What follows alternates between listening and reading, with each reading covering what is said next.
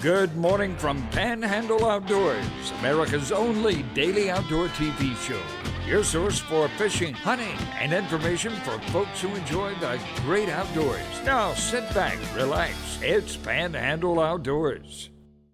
Good morning, folks. Welcome to Panhandle Outdoors. I'm Winston Chester. I'm glad you're here this Friday morning. What a way to end the week. Watch a program like this, but we even have a bonus because we have a special guest here that you're going to love. You know this guy, but you're going to love having him back on the show. But let's take a look at our weather real quick. It's warming up. High today's going to get back up into the 70s, 71, low tonight down to 44. So might have a little bit of rain scattered in here.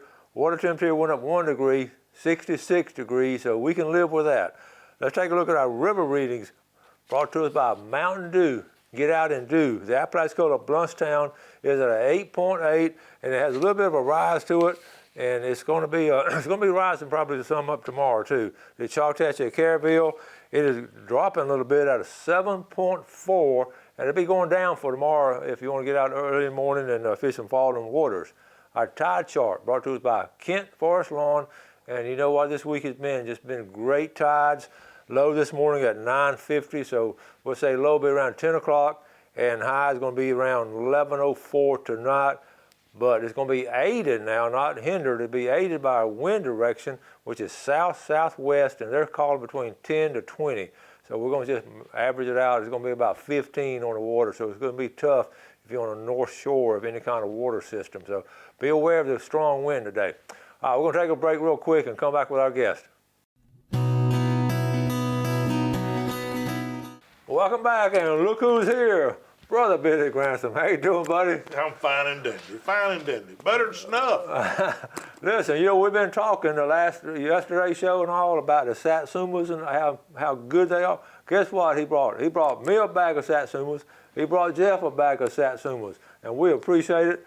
I may eat one during the show, but I may wait till after. But I love these things, and we were talking about how they're making a comeback in Jackson County. They're planting them and making a comeback. Yeah, folks are trying to find a way to make a dollar. Yeah. Billy's always good about bringing the stuff. That's a country giving we have in the Florida Panhandle. Don't you see it? Being raised that way, actually. When you go somewhere to visit, you've been invited, you try to bring something up. But y'all have heard me say that before. Mm-hmm. Bring a mess of fish or some figs, some fish. Yeah, that would be, have to go catch a mess first. What's going on up your way? Well, ain't got to do much hunting. Well, of course, it ain't hunting time. Now, I know it's hunting season, but it ain't hunting time because the rut ain't kicked in yet. That's what I go by is when the rut comes on, because that's when Mr. Man is going to come out there, not this. When the big boys are going to travel and move around, got to come see you. Yep. January, we'll talk about how important that is, and it's right around the corner. It's right here, very close to us, particularly in Jackson County and most everywhere else around here. The rut's right here upon us, and that's when you want to get serious about it. All that stuff in bow season was kind of practice, you know, and then Thanksgiving was kind of warm up, but not to take it serious. Yeah, and like I say, you have a lot of folks out in the woods on Thanksgiving, so we had a lot of pictures and a lot of people participated. I always said we get that December lull, and that first 2 weeks of December, we've never been real productive with it, but then people get serious after Christmas. That's true. It is before Christmas. Yeah. What deer I've taken around there at my home and before on the lease I had in Calhoun County was before Christmas, and then runs through Christmas, New Year's, and then into January here. Now, of course, up in Washington County, on the western end of Holmes County, it comes in later up there. You know, they don't get excited up there till over late January and into February. That's true. But listen, let's talk about, you got your sneeze shirt on. Let's talk about the ball team. Well, first of all, let's talk about the volleyball team. I mentioned them on the show, and 8-time state champion. That's a record. A state record. Yeah. A big atta-girl goes out, and they've heard me on the football PA system give atta-boys to ball players that make exceptional play, you know. I want to give a big atta-girl out to the whole team, the coach, the staff, the whole group right there. Now, that's unprecedented. Not just a state championship, not 3 or 4, 8 back back-to-back state championships in volleyball. And that's hard to do. It's hard to win one, but like I say, win that many. But anyway, congratulations. We've talked about it on the show, but now tonight, we're talking about Friday Night Lights, and it don't get much better than this. You got this little community of Sneeds over here in Jackson County, and y'all all loading up and headed over there to North Okaloosa County to Baker, that little town of Baker. So you got great small town America, and I'll guarantee you it'll be packed out. Yeah, I don't think Baker has lost a game in that stadium in 2 or 3 or 4 years. Mm-hmm. Sneeds lost to them by a point about a month ago in that game. A real, what they call, slobber knocker. Yeah. And it's going to be even more so Friday night. I'm going to be over making some noise and hollering in the stand and cheering on my team, you know, and good sportsmanship too. Oh, yeah. Two great programs. Coaches, and I know some of the folks over there in the Baker area, and I know a lot of your folks. So I wish if y'all playing at home, I'd be up there watching you. If they was at home, you could be at the press box with me up there and get the best view in the house, you know. Okay. Well, we have a lot of pictures you brought, but before we get into the pictures, I want to get back to these fruit trees. A lot of people having these trees in their yard and everything. Is that where are people starting to plant them in orchards, or what's going on with them? Yeah, well, they're doing it in orchards, but most people have them in their backyard. If you're going to plant one, put it in your yard where it's out of that north wind and it gets that southern sun, where that house blocks it, or outbuilding blocks that northwest wind off of it. Same way you do when you was out there in the yard somewhere. You pull that jacket up, ooh, it's cutting you. Yeah, you put that satsuma tree back there to get that wind off of it. And as it gets bigger and bigger and gets mature, it can withstand the colder weather better, you know. That's funny you say that. I've always enjoyed driving through these small towns in the Panhandle and South Georgia and Alabama. And I know what my dad told me years ago about that's on that side of the house, planted on that side of the house. And you know, the old timers, you go to some of these old places, the big oak trees planted on the west side of the house with the shade, and then fruit trees and all on the south side. That's right. Want that shade in the summertime, huh? And they didn't have to get a college degree to figure that out. It was trial and error. That's right. That's right. It didn't have no air conditioning. Do you fertilize trees a couple times? That tree is about 30 to 35 years old. Wow. My pa-in-law planted that tree and nurtured them, and got some smaller ones out there as well that's not as old, but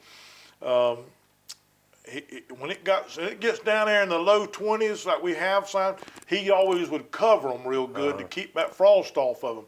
In extreme circumstances, as you've seen them do, they put sprinklers on them and get the ice on them. That sounds crazy, doesn't it? Yeah. To ice them down and keep that frost off of them. When I first heard that, my buddy from Winter Haven explained that to me. I said, that don't make sense. You're going to freeze the tree. But they said, no, it's not going to get below freezing. It's going to be frozen and won't get below there. So it makes sense. But now he had a college degree in agriculture, so he knew what I was talking about. My education's in hard knocks. In hard knocks.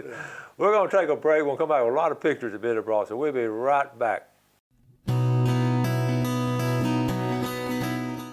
Welcome back. I want to first of all say good morning to a viewer, Bert Heinrich. I hope you have a great day today. I met your son the other day, and what a well-mannered, nice young man he is. He told me that he watched the show every morning, and we appreciate your viewership and good luck in outdoors. He says you love to fish and all, so good morning, Bert. Okay, now, you've got a plethora or a slew of pictures, okay, either way you want to say, but you got a lot of pictures, and all these pictures happen around here. So, well, they happen there at the house and around there. Okay. Parts, but just something to put together. Remember now, y'all, the seasons, not like back in May or February when I brought a bunch of buck pictures in here. This is early in the season, so I don't have a whole lot of stuff. Plus, I'm still getting flack, Winston, from all those locals about talking about that neck of the woods up there. They don't like it. They don't like it. I'm gonna have to start carrying me a sidearm on me, to keep them off of me, what have you. But anyhow. First one is a buck. When I started at the check station one morning here, probably a month or so ago, and I go to the check station at 4 o'clock in the morning and open up, and during bow season, I'm there 3.5 days a week at about 13.5-hour days. Ooh. I am whooped when I leave there. I probably won't do it next year. I just soon grunt fish bait for a living, I think. But this little buck was standing in the road right around the corner from my house. Now, you boys that live know where I live up there, don't go around there and try to shoot that little old buck. He's not big enough yet. You just let him alone and let him creep around, let him get a little bit bigger, okay? Right. I appreciate it. All right. All right, this next one right here is during bow season. This is Tyler Lawrence. He's I think EMT right there from in Jackson County. He got that one with the old schwack, put it down with a bow. Yeah, nice. Great shot to get that. And brought him back out. I think he weighed about 157 pounds. Okay. Belly was probably slammed full of them acorns. Big acorn crop this year up there, Winston. Good. Yeah, they Good were deal. acorns all over the place. You could drive around through that check station up on any one of them dirt roads, and if you saw where acorns had fallen in the road, the tracks, where deer had been in there and mommocked them up, boy, Good deal. they're going to be good and heavy. Y'all saw this man a year ago with that great big massive buck, Trent Hill, he killed up there in Appalachia Zone A. This is Trent here, and both of them young men, and this one right here, are very cerebral hunters, thinking it, scheming on it. So this is Appalachian buck here? Appalachia management area. That's okay, public management area, right there. Yeah, remember now, y'all don't jump on me about this stuff. 160-pound buck, got him with the bow and retrieved him, and tickled to see it, tickled. But there weren't a lot of bucks. About 26 does was killed there during bow season. Okay. And about a couple of pretty decent bucks, but the rest of them were smaller deer, not very big. Okay. Nothing to rave about. Now this picture is my granddaughter. We gone in there to put some corn out, and I poured some corn out on that area to put a camera on it and see what kind of travel in a certain spot. And I said, hey, you tote the bag, let's walk back to the truck up here a little ways and help me out. Boy, she was ready to do it and tote that bag. Y'all take them grand young'uns and take them young'uns out there in the woods with you to get them to begin to acclimate so you can teach them something while you out there in the woods. Just some little bitty things. Little bitty things make all the difference in the world, don't it? That's true. You ain't got to give them no profound education up there. That's right. Just a little something. Just get them out there with you and just enjoy Let me get it. myself back online here. I understand, but what a valid point there. We talk about it all the time about, get them out there to do something. Shotgun season, shotgun only in Appalachia management area. Shotgun, this right here is Alex McAlpin. Took this buck, not too big, but a nice one, good basket rack. He took it in there. Another one of them guys that come in there thinking and scheming about what's going to be best to be able to harvest one. Probably about 140 pounds. Now, this one right here, Winston, is a different picture altogether. Okay. These two guys are brothers. Rodney Cloud and Eric Cloud was in there with another gentleman, Wayne Jackson. They were going to push a little old block that they had seen a nice buck in. They went walking through all there, and they've been investigating it, the state had, but it's all going to be perfectly fine. And they throwed up when the buck jumped up, and he shot the buck a time or two with a slug. And look here, the slug splintered off of something. Maybe the buck, they don't know. Maybe a piece of wood out there somewhere, they're not certain. Come over and hit Eric right there in the leg and went through his calf. Yes, sir. Went through his calf and out the other side. Yeah, they come running him out there. We had to get the ambulance down there to him, and yes, sir, and bandaged him up and get him to the hospital. But listen, was he in vision or was he? He over was to the off left? to his left. And They were just walking through a little old spot right there, and he shot, and it hit something and ricocheted off and caught him on the side. You talking about freak accident? Be careful out there. Yeah. Be careful. Don't assume nothing. All right? Nice buck, though, by the way. Good buck. They went and got him retrieved. Got shot in the leg, we got a good buck. This here is Derek Johnson got this buck Friday evening up at Rock Pond area, I think it was, Rock Pond, which is an area right there at Appalachia Zone A. He was tickled to death. I think he took a doe during bow season, but he was thrilled with that little 8-point right there, a nice one. Weighed about 150 pounds. Now, which one of these bucks should I take first? I don't know. I got that on the game camera, and I said, goodness gracious, that's what conservation will get you right there, is letting things walk. That's little stuff, a year or two, and not getting too caught up and just got to shoot something and brag about it. Is now I've got a little bit of dilemma with some nice bucks in there that's going to harvest during the rut. Well, you take the smallest one, then let your granddaughter take the biggest one. That's how you do that. No, I don't think so. I don't think so. Let my son-in-law, he'll take one probably. Okay. Yeah. Robert McDonald, flounder. Robert, boy, that hammer knocker since he retired is just put it in high gear about this fishing right here. I see pictures from him all the time, and I called Luana there and asked her, could I show the picture off? And he's got red snappers and everything, so he's putting it on them. That's great. He's just getting out there and doing it. A lot of it he is. That's a football player in Roscoe back in the day. The state championship team I played on. Yeah, he was on that team? He was not only on it, he was a star on it. Me, I was kind of like, played get back all the time, you know. Y'all know what I'm talking about, get back on the bench. Yep. But Robert was a star football player, and now he's a star fisherman. Awesome. McLean Baxter. McLean, right there locally, lives right near to me over there, got this swamp buck. Somewhere in Jackson County. He wouldn't disclose much more than that. But y'all see the old chocolate horns on there? Yeah. That's what old timers call a swamp buck. And that's what it was down there in the swamp somewhere. I don't remember what the weight on it was, but he was tickled to death to be able to harvest that thing. Austin Skeens. Austin and Hunter Baxley. What's your time? Well, go ahead and finish this picture. We'll take a break. Austin and Hunter got these ducks over there, and I think Leon County, a bunch of woodies they did, and I've got a few more to show when we come back after the break. All right, we'll take a quick break. We'll come out and do our drawing, and then we're going to finish these up. We'll be right back.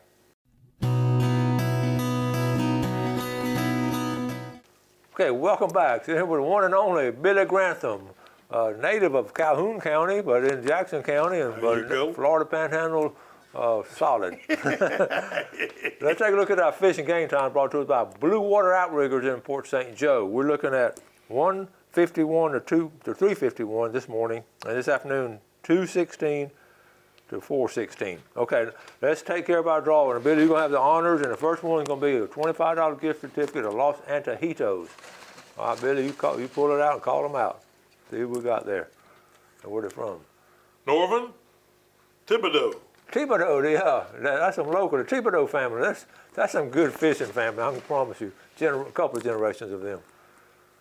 Emily Prowse. Emily Prowse. Emily DuPont Lake. From DuPont Lake. Sherwin, Emily Prowse. Okay, that's for the $20 gift certificate for tarpon dock. Now here's the big red snapper.